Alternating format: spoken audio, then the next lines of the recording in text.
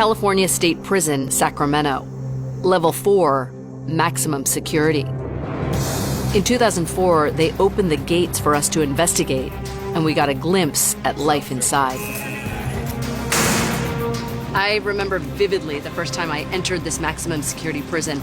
As soon as the Sallyport door closed behind me, I realized that I was locked inside with hundreds and hundreds of men convicted of the worst crimes known to man. And now, 15 years later, I'm really anxious to see how things have changed and how they haven't. Can you pop the fence, please? Gate 3, also. All right, we're locked in now.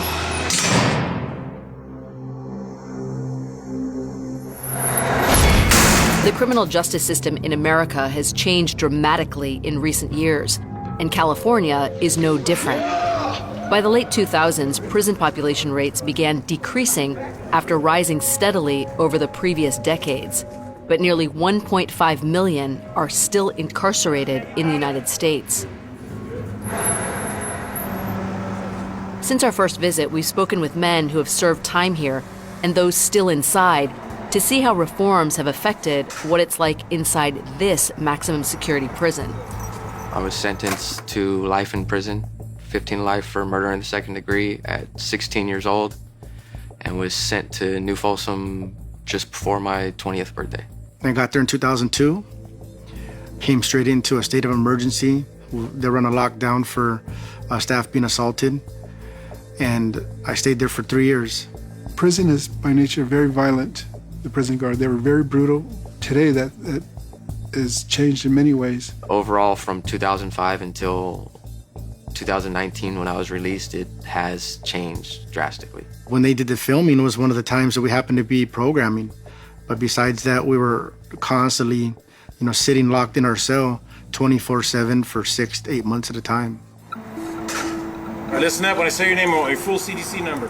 In 2004, California State Prison, Sacramento, sometimes referred to as New Folsom, had a population of 3,400 inmates, and 70% were in for violent offenses. Today, that number is down to just over 2,000.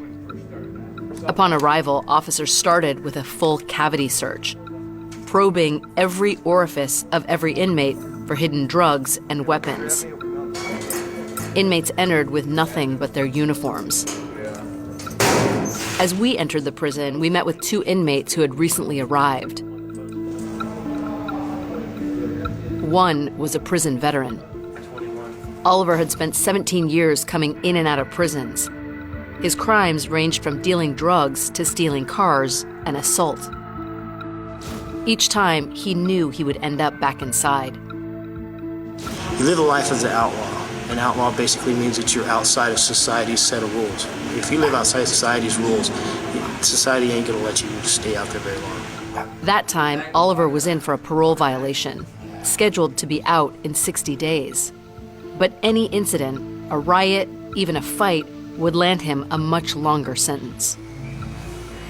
His cellmate Kevin was a first-timer in maximum security, and he would be here a very long time. Kevin was convicted of 2 armed robberies, one of them at a bank with a loaded gun, and he faced 16 years behind bars. The longer you try to hold on to that value system you had out there, the harder the integration is going to be into the prison. Kevin was an interesting story. He was very stoic, but I could tell that he was nervous about being inside. You could almost tell that he had to put on that air, because if he were to show weakness in any way, it would give other inmates an opportunity to pounce on him. Kevin's only chance was to find friends in a world divided by race and turn to other whites. And even among them, he had to figure out who could be trusted and who needed to be obeyed. This world has no tolerance for weakness. In max security, there's a strict code of honor and respect, and it all revolves around race. Gangs and alliances are formed around your own kind. Breaking their rules means breaking your lifeline. I'm not going to sit down at the table and share my plate with a black, because I'm not going to go out there and do that just so I can get beat up by somebody else. You know, so you live by those rules that are set before you.